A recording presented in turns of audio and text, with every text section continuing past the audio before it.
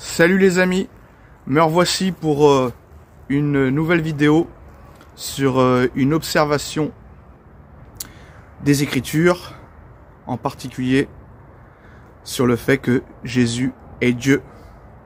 Nous voyons encore des Écritures qui nous prouvent que Jésus est Dieu. Et oui mes amis, Jésus est Dieu, que ça en déplaise à certains. Si vous ne croyez pas que Jésus est Dieu, vous n'êtes pas chrétien.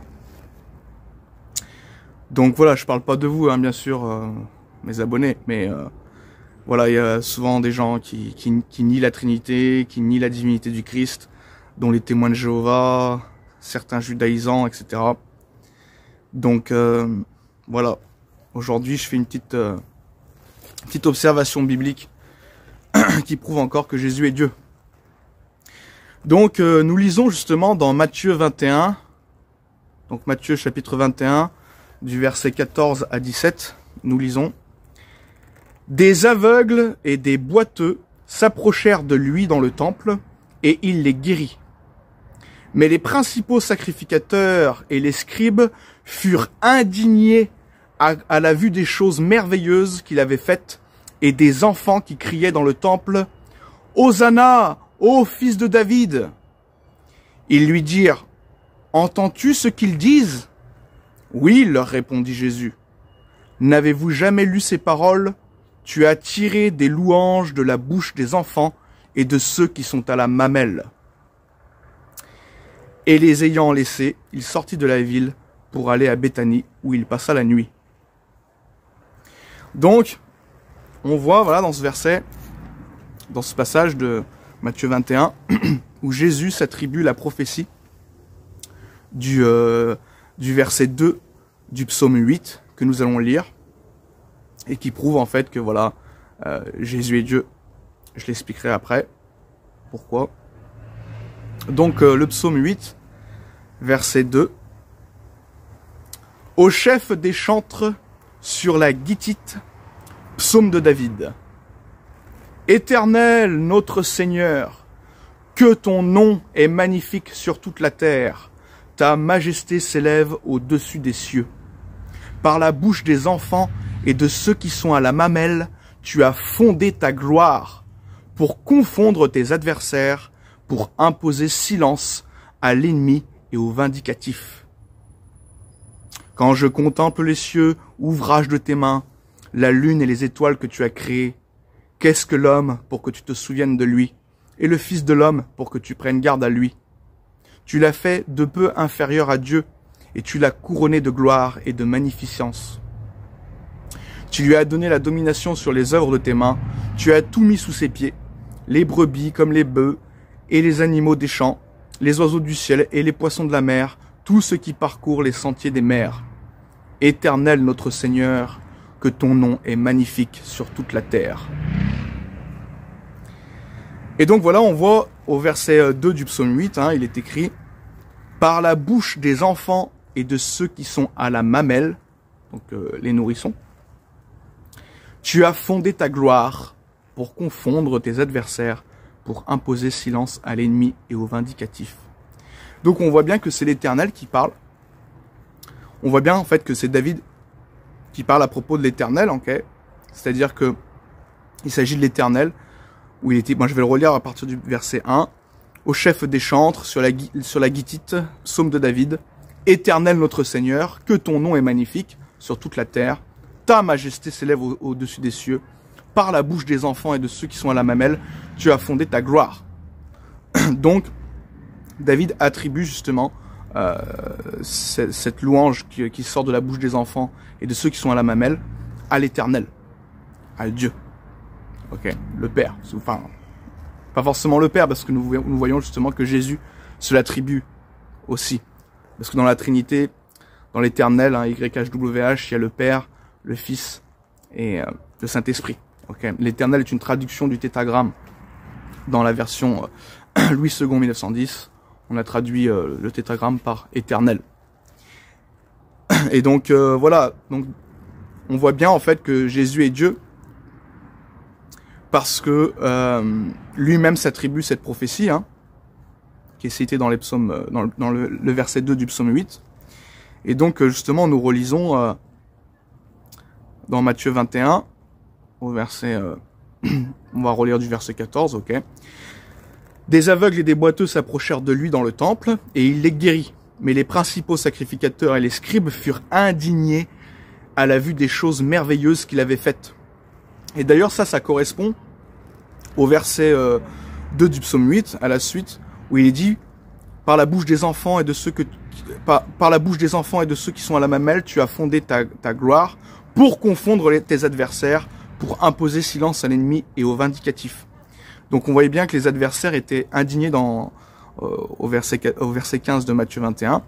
Et ça correspond aussi à ça, au verset 2 du psaume 8, pour confondre tes adversaires. Donc les adversaires étaient comment dire, troublés et indignés justement à la vue des choses merveilleuses que Christ faisait. Et donc voilà, on voit bien que c'est quand même, les prophéties sont quand même s'accomplissent précisément, quoi, dans le détail même. Ok. Et donc voilà, Jésus, donc, on continue. Et des enfants qui criaient dans le temple, « Hosanna, ô fils de David !» Ils lui dirent donc les principaux sacrificateurs lui dirent donc, « Entends-tu ce qu'ils disent ?» « Oui, leur répondit Jésus. « N'avez-vous jamais lu ces paroles ? Tu as tiré des louanges de la bouche des enfants et de ceux qui sont à la mamelle. » Donc voilà, Jésus-Christ s'approprie cette prophétie parce que Jésus est Dieu. Jésus est aussi l'Éternel, voilà, en tant que Fils, ok, c'est Dieu le Fils. Et donc, comme il est Dieu, eh ben, il s'approprie aussi la prophétie qui est justement citée au verset 2 du psaume 8, où David dit, voilà, que c'est l'Éternel, qui dit, voilà, en parlant de l'Éternel, que sa majesté, voilà, que ta majesté s'élève au-dessus des cieux, par la bouche des enfants et de ceux qui sont à la mamelle, tu as fondé ta gloire. Donc voilà, ça prouve bien que Jésus est Dieu, et on appelle ça justement des allusions intra-bibliques ou interlinéaires, pas interlinéaires, intertextuelles, et donc qui prouvent la divinité de Christ. Donc pour reparler de ça encore vite fait, parce que moi je suis toujours, comment dire, perfectionniste. Donc voilà, David, le psaume de David parle que c'est l'Éternel qui, justement, par la bouche des enfants et de ceux qui sont à la mamelle, qu'il a fondé sa gloire. Donc c'est à propos de l'Éternel. Et Jésus se l'approprie, Jésus dit que voilà, c'est de lui. Il dit voilà, en disant, oui, Jésus leur répondit, n'avez-vous jamais lu ces paroles, tu as tiré des louanges de la bouche des enfants et de ceux qui sont à la mamelle. Donc Jésus se présente comme étant l'Éternel. Voilà. Il se présente comme étant l'Éternel. Alors bien sûr, Jésus n'est pas l'Éternel Père, ok, il est l'Éternel Fils, mais en tout cas il est l'Éternel, parce que voilà, c'est le principe de Trinité. Donc voilà encore un merveilleux passage de la parole qui prouve la divinité du Christ, hein, sans équivoque, et que j'apprécie beaucoup, voilà, parce que c'est quand même assez grand, c'est assez puissant de pouvoir tirer des louanges des enfants et de ceux qui sont à la mamelle, même les nourrissons étaient en train de balbutier avec leur bouche en criant, comment dire, en exprimant la joie, leur joie à la vue du Messie, quoi. Donc il y avait quelque chose de fort, hein, qui se passait. De toute façon, Jésus est Dieu, hein, c'est un aimant. C'est les gens réagissaient pas de la même manière. Ils pouvaient pas réagir normalement, ceux qui étaient touchés par la, enfin qui étaient touchés par son aura, et même ceux qui n'étaient pas enfants de Dieu, comme beaucoup de ses principaux sacrificateurs et ses scribes, et ben ils étaient indignés, et ils étaient pas indifférents à la puissance de Dieu. Okay. Donc eux, ils se sont heurtés, hein, à la pierre d'achoppement, ils se sont brisés contre la pierre d'achoppement, et cette pierre les a écrasés. D'ailleurs, c'est la suite même dans Matthieu 21 où il dit clairement que, bon là je m'écarte un peu, mais voilà, pour dire en fait que ce qui s'y heurtera sera brisé, et cette pierre les écrasera, hein, ok, quand tu leur demandes par quelle autorité fais-tu ces choses-là, etc. Donc on voit aussi le jugement de Dieu, la puissance du Seigneur. contre des gens qui se rebellent, qui n'acceptent pas le Messie, tout simplement. Donc voilà, en tout cas, que ce soit ceux qui rejetaient Dieu et ceux qui l'acceptaient, personne n'était indifférent à la puissance du Seigneur Jésus-Christ, à sa gloire. Voilà, c'est tellement dingue. D'ailleurs, il y a un verset qui dit, moi j'aurais bien aimé être là, voir ça aussi, de toute façon un jour nous le verrons, hein, comme il est écrit dans l'épître de Pierre, en qui vous croyez sans le voir encore, voilà, vous réjouissant d'une joie ineffable, en qui vous croyez sans le voir encore, et vous réjouissant d'une joie ineffable. Et Jésus a dit, voilà, beaucoup de justes ont désiré voir ce que vous voyez, et n'ont pas vu, entendre ce que vous avez entendu, et qu'ils n'ont pas entendu. Donc voilà, c'est... Jésus est merveilleux. Et justement, c'est la suite de notre observation. Donc, nous continuons la suite de cette observation à propos du fait que Jésus est merveilleux, comme le Père est merveilleux. Donc, nous voyons justement encore dans le verset 15 de Matthieu 21, « Mais les principaux sacrificateurs et les scribes furent indignés à la vue des choses merveilleuses qu'il avait faites. » Et donc, nous voyons que Jésus fait des choses merveilleuses. Et il est écrit encore aussi au verset 37 de Marc 7. « Ils étaient dans le plus grand étonnement et disaient, « Il fait tout à merveille. Même il fait entendre les sourds et parler les muets. » Donc on dit de Jésus qu'il fait tout à merveille. Et à quoi cela me ramène? Ça me ramène justement dans l'Ancien Testament, au livre des Juges, le chapitre 13, du verset 17 et 18. « Et Manoar dit à l'ange de l'Éternel, « Quel est ton nom, afin que nous te rendions gloire ?» Donc Manoar, c'était le parent de... C'était le père de Samson. Et donc je répète, « Et Manoar dit à l'ange de l'Éternel, « Quel est ton nom, afin que nous te rendions gloire quand ta parole s'accomplira ?» L'ange de l'Éternel lui répondit, « Pourquoi demandes-tu mon nom? Pourquoi demandes-tu mon nom? Il est merveilleux. » Voilà. Donc pour moi c'est... comment dire... enfin pour moi même, c'est pas que pour moi, c'est l'analyse du texte hein, qui fait que voilà, l'ange de l'Éternel répond à Manoar, voilà, pourquoi demandes-tu mon nom, il est merveilleux. Et dans Marc 7, verset 37, on dit voilà qu'il fait tout à merveille. Dans le verset 15 de Matthieu 21, les principaux sacrificateurs et les scribes furent indignés à la vue des choses merveilleuses qu'il avait faites. Et donc voilà, l'ange de l'Éternel est Jésus-Christ, hein, bien sûr, il n'y a aucun doute là-dessus. Et donc c'est pas un ange, hein, bien sûr, hein, ce n'est pas quand on parle du mot ange, c'est pas toujours la définition des créatures célestes ou d'un envoyé de Dieu, mais c'est bien l'ange pour dire voilà l'envoyé de l'Éternel, donc le Fils, ok, c'est pas un envoyé, c'est l'envoyé de l'Éternel, ce loin de l'Éternel, l'ange de l'Éternel comment dire, s'identifie au Fils de Dieu. Voilà. Le Fils de Dieu s'identifie à l'ange de l'Éternel, c'est l'ange de l'Éternel, ok, dans l'Ancien Testament. Voilà, Christ était déjà présent dans l'Ancien Testament sous voilà connu sous ce nom-là, hein, l'ange de l'Éternel, quoi, tout simplement. Et donc voilà pour dire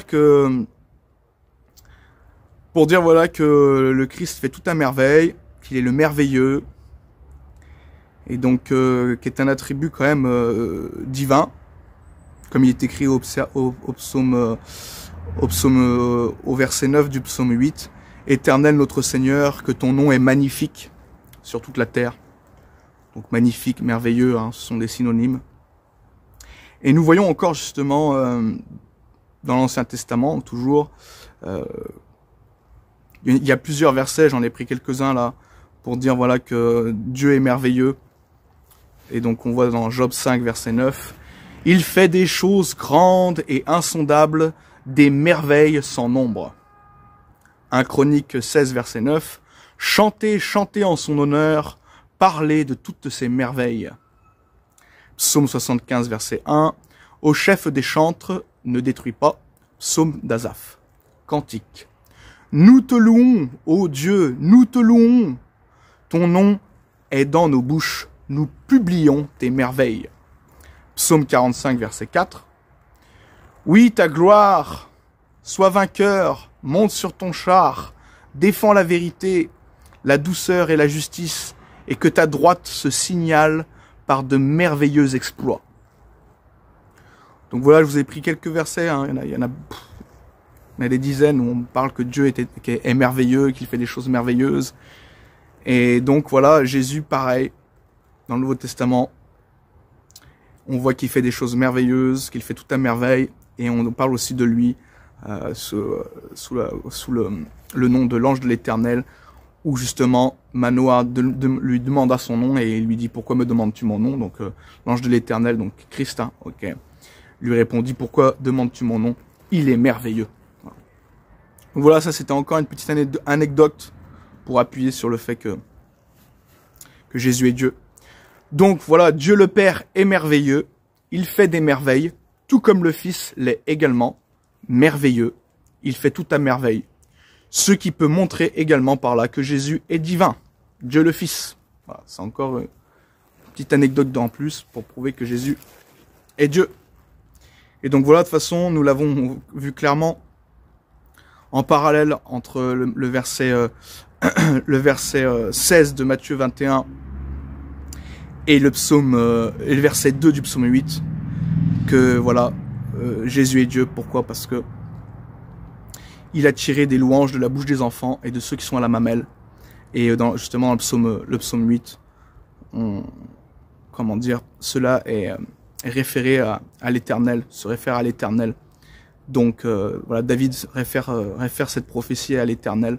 Donc ce qui prouve que Jésus est Dieu, donc l'Éternel, en tant que Fils, dans le passage de Matthieu 21. Voilà mes amis, c'était une petite vidéo là pour s'édifier, et puis voilà, hein, pour partager. Et donc j'essaierai de faire plus de vidéos. C'est vrai que j'ai un peu de retard. Il y a plein de choses que je voulais faire. J'ai pris un peu de retard sur pas mal de choses. Et c'est pas toujours facile. Donc, de travailler là-dessus, sur les textes de la parole, ça demande beaucoup d'énergie quand même. Et donc, priez pour moi, voilà, mes amis, pour que je puisse, comment dire, voilà, mettre plus de contenu sur la parole de Dieu. Voilà. Et pour sa gloire. À une prochaine vidéo, soyez bénis. Bye.